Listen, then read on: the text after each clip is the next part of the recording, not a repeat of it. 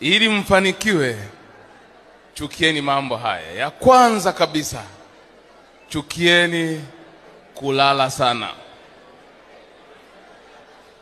Michael umeingia kwenye majukumu, achana na usingizi.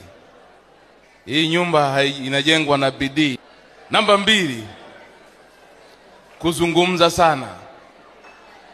Unapozungumza sana, unapokuwa mwongeaji siasa, umeanzia na Chadema, umeingia kwenye CCM, umeingia kwenye Simba na Yanga, unaweza ukajisahau ukazungumza na fursa ya kwako. Wakiisikia, wako watu tayari wenye mitaji hao, wanasubiri tu una idea gani, na kesho utawakuta wameshaingia kwenye biashara, utakuwa huna soko tena. Na la mwisho, punguzeni kula sana.